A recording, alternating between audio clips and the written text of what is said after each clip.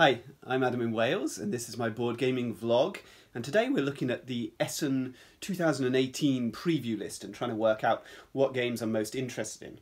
I haven't actually made any of these videos recently because I've been trying to sort this one out really. She's a rescue whippet who I've had for a few months called Fawn, and she's settling in really well, but there have been a few, just getting used to having a dog that's never lived in a house before suddenly living in my house and getting used to it all. So that's Fawn. But I've also been making an awful lot of prototypes. I'm taking 7 prototypes to Essen this year, which means I'm spending so much time cutting up cardboard and sending emails and things. I haven't had much time to really consider which games I want to buy. So what I'm going to do is I'm going to go to my computer now. I have been flagging up things on that Essen preview list that Eric Martin puts together so nicely on Board Game Geek, and see which things I've flagged up and why I was interested in them, and maybe talk to you about a few of those items. Okay, so here we are. I'm at my computer. I've got Eric Martin's list up in front of me, and I've got a list of the games that I have previously flagged up as being something I might be interested in. Some of them I won't even remember why, to be honest, because I haven't looked for a little while. First on my list is the game Cuzco. So Cuzco is the remake of Java, which is one of Kiesling and Kramer's Mask trilogy, along with Tikal and Mexico, which are brilliant games. But even better is Super Meeple's brilliant production of those games. The Tikal and Mexico are 2 of the best productions I've ever seen. And they did wonderful things with Mafia Zoo, a remake of Louis XIV. They've got a couple of new ones coming out as well, of Mississippi Queen and US Telegraph, which is a make of an old game as well. I can't remember which game that's remaking, but Cuzco is the one I'm interested in because I already know that I love the game Java. So that is high on my list. In fact, I'll definitely be getting a copy of that. Gingerbread House. This is from Lookout Spieler. Lookout Spieler is pretty big, pretty good mark of quality, really. I'm always interested in Lookout Spiel's games. Gingerbread House is by Phil Walker Harding. I can't actually remember anything about the game itself. The theme's great. Let's have a quick look, see what it's all about. I thought it was some sort of tile laying thing, but then I wondered whether maybe I was getting confused because he did Baron Park, didn't he? So yeah, there's definitely tiles going on here, and set collection, great artwork. Clemens Franz artwork, as Lookout often uses. I mean, it looks absolutely right up my street, and I know nothing about the game really beyond that. So let's go back, see what else is on here. I love Phil Walker Harding games. I love Sushi Go and Cacao and Emotep and Baron Park. I've got a game here, 7 for the Queen. What's that all about? I don't know why I put that on there. Let's have a look, see what 7 for the Queen is. Quite like the front cover. I think it looks fun. Who's it by? DV Giocchi. I think I was just interested in trying some of their stuff. I'm not sure I've actually played that much of their stuff. It says here 7 for the Queen, competing to create a new necklace for the Queen. And it won the Best Unpublished Game competition, sponsored by DV Giocchi. Yeah, I don't know. Not much to go on there, but for some reason that caught my eye. I think I like the cover.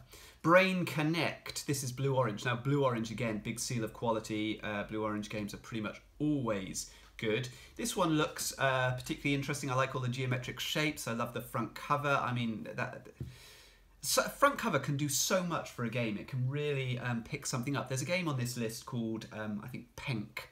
I think it was called Penk. Just a brilliant cover. And when I read the description, oh, it's another roll and write game. I haven't got anything against roll and write games, but they're not exciting. But the cover with those that sort of dice exploding out looks like, it should be something like Dice Forge, where you're putting the sides onto the dice, but I don't think it is. But that one caught my eye. Foppen by Freedom and Freeze. I think that's a trick-taking game, isn't it? Let's have a look at Foppen. I'm always a big fan of trick-taking games. I mean, my own game, Pikoko, is a trick-taking game. Yeah, Fool or Foppen is a classic trick-taking game with a twist. You're trying to get rid of all your cards quickly. You don't need to win every trick, but your goal should be to play a card in every trick. If you play the worst card in a trick, you're fooled and you pass the next trick and can't get rid of a card. Sounds great. Sounds right up my street. Foppen. And I mentioned there Pikoko, my game Pikoko will get its first sort of proper European release. It's been around in the UK for a little while. It was released at UK Games Expo, it's released at Gen Con in America.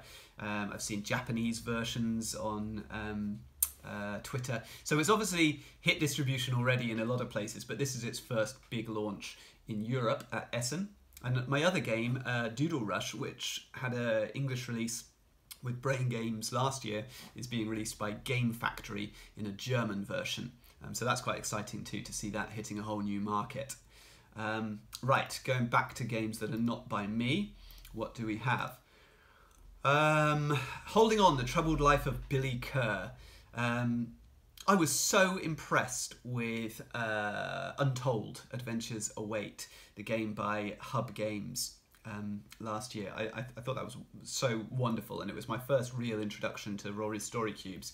I met the team behind it and was talking to them about one of my own designs and their insight into the design and the creative sort of ways they wanted to see these games develop. I mean, there's some seriously intelligent, creative minds in that company. So I'm really, really interested to see what Holding On, The Troubled Life of Billy Kerr is all about.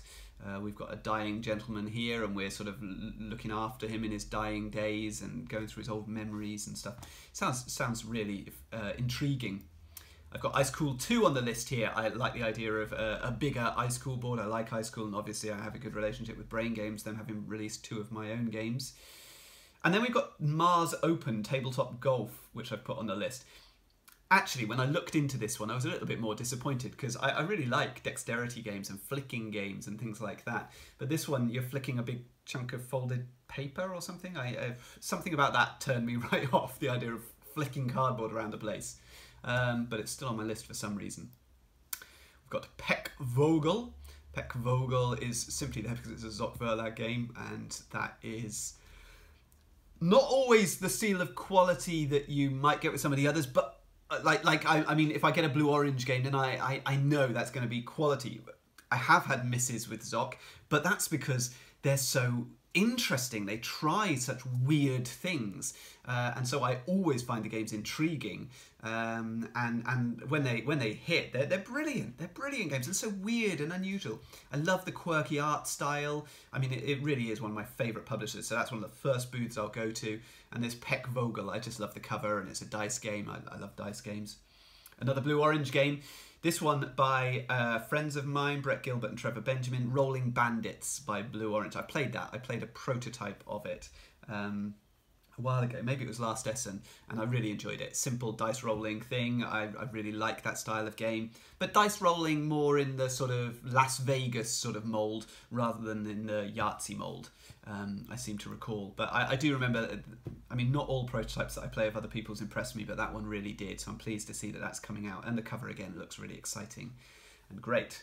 We've got some more Zoc games here, Troll Fjord and Volpfosten. I don't really know what they are, but I'll always go to the Zoc booth and have a look at what they're releasing each year.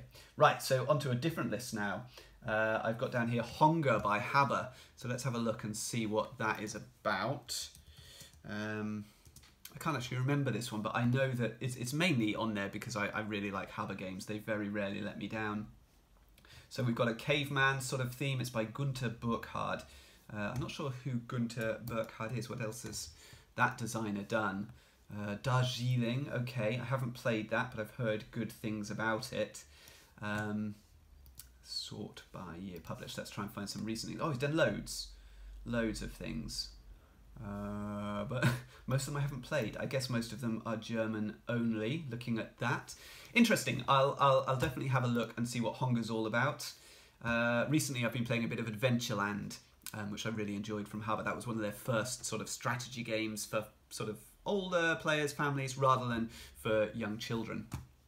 And that's what's got me sort of interested there.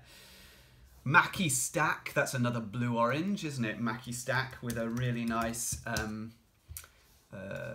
sort of visual appeal of stacking up chunky wooden pieces of sushi. I really like stacking games. There's one from, I think it's called Men at Work, which is from Pretzel Games, who made Junk Art. So there's another great stacking game that I'm looking out for. What else do we have here?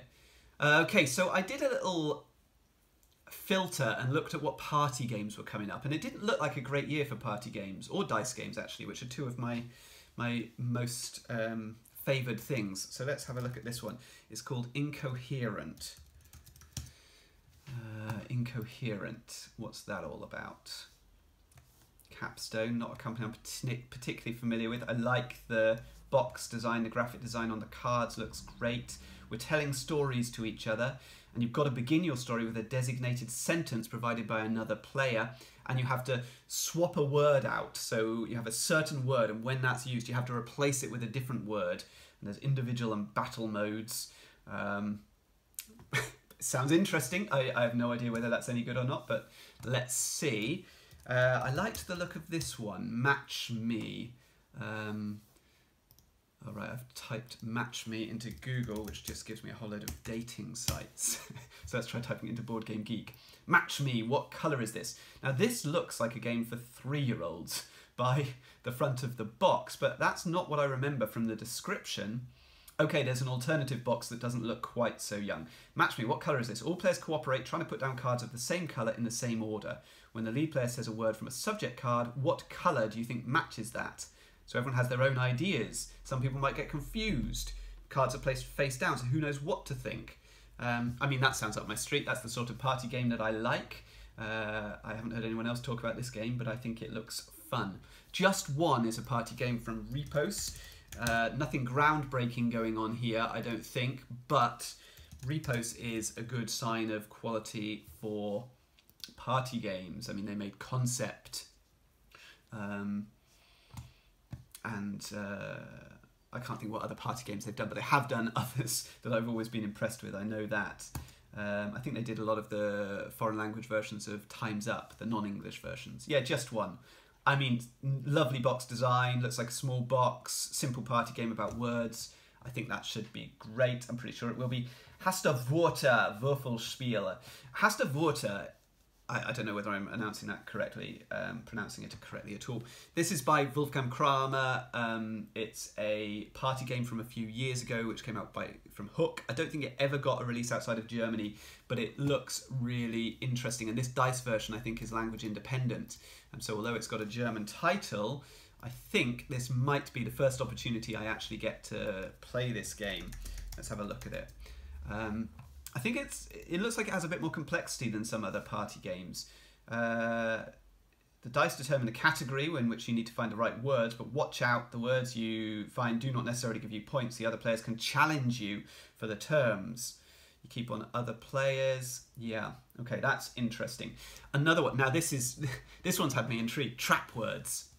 Let's have a look at Trap Words on here. Now, Trap Words is a game a bit like... it's a bit like Taboo, the old party game where you have... I can't find it, maybe it hasn't got a space. Yeah, Trap Words is all one word, that's why I couldn't find it. It's from CGE. Now, it's similar to Taboo in that Taboo you had to describe a bunch of words, but you had a load of words you couldn't use when you're describing them.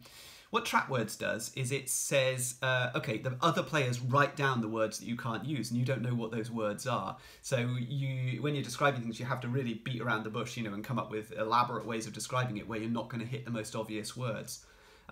It's a really funny sort of concept, but I've got a bit of a history with this concept. I actually designed a game with this exact concept about 18 months, 2 years ago. I showed it to some publishers. I didn't get to the point of sort of finishing it and finding a publisher for it. Before I got to that point, I saw a game that had been released called Banned Words in America, and Banned Words had pretty much exactly the same concepts as my game. My game was called It's a Trap. In fact, in its earliest version, it was called Trap Words. Interesting. Now, I'm not saying, I mean, nobody's copied my idea. Nobody cares what I produce. Nobody knows me or sees these things. A few publishers saw it. None of the publishers that were involved with these games. So I'm not suggesting that for a second. But it's interesting that Banned Words and Trap Words are very, very similar designs that have come out about a year apart. I think it's clear from what I've read that CGE, there's no implication that anyone's copied anyone else, but it's just such a simple party game idea. And as a designer, when you're designing within such a tiny space, one idea, so easy for somebody else to come up with exactly that same idea, and the games be very similar. To their credit, CGE's game looks very, very different to Bandword's in terms of its appearance. It's got this whole dungeon crawling theme. I'm sure it's got a different feel to it. But actually, that then led me to do a little bit more research, and I found that there was an earlier game, which is the same thing again. It's called Scheibenkleister from 2012. So a German one by Christian Ostby. Christian Ostby is a good designer. Designed, let's have a look, Automania, Capital Lux, Avenue, Trollfjord, Destination X, Santa Maria. You know, so these ideas, you know, multiple people having exactly the same idea, but without any communication with each other at all. I must admit, it's frustrating when it happens to you, when you realise, I'm going to have to drop this, and I never pursued my idea any further. Okay, what else have we got? Shadows Amsterdam. Let's have a quick look at that one. I know that's a Libelud game. And again, Libelud is a seal of quality. Very rarely let me down. Shadows Amsterdam. Libelud made Dixit and Mysterium and Dice Forge and Seasons. Wonderful, wonderful games. Shadows Amsterdam looks just as beautiful as all their other games. I mean, it looks incredible. Who is Matthew Albert, the designer? Let's find out. Do we know anything about this designer? No, brand new. Interesting. And what is the game about? Oh, it looks stunning. Hexes. I think it's a deduction style, real-time, simultaneous competition between detective agencies. Plays in 20 minutes. Looks stunning. Who knows? Is it any good? I don't know. Don't know anything, but I guess it might be. Let's have a look at this one. This is the final one I'm going to talk about because I thought this was fascinating. This is called The Game Changers. It's from Quined Games.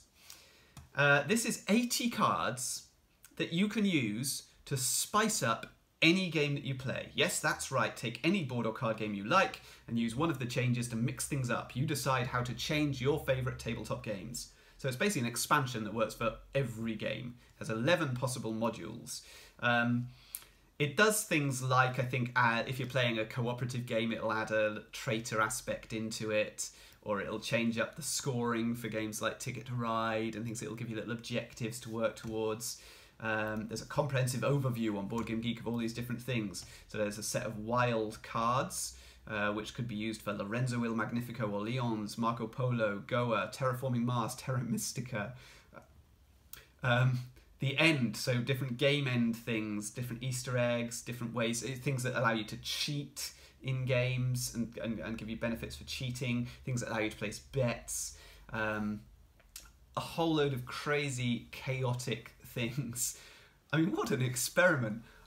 I suspect it's probably awful. You know, my games are so finely balanced, aren't they, by the designers, that if you chuck in some random element, but what a bold project to come up with. I love it. I think it's a great idea. And probably fun to just mess about with your games and probably mess them up a little bit, but have a new way of playing. So I thought that was interesting, mainly because I hadn't heard anybody talk about it at all. So that's The Game Changers. So that isn't technically a top 10 or anything like that. It's just the games that caught my eye. I'm sorry I haven't had time to do a more comprehensive list. Hopefully I'll get a chance after I've been to Essen, when things calm down with the prototype making and once Fawn's settled in a little bit more and all of that sort of stuff, where I can really work on reviewing what Essen was all about, and maybe do a more structured sort of video. Anyway, thank you very much for watching and listening to me ramble. Yeah, watch some of my other videos if you like this one. On Board Game Geek, I'm Adam78. On Twitter, I'm Board Game Wales, at Board Game Wales, and my YouTube channel is Adam's Board Game Wales.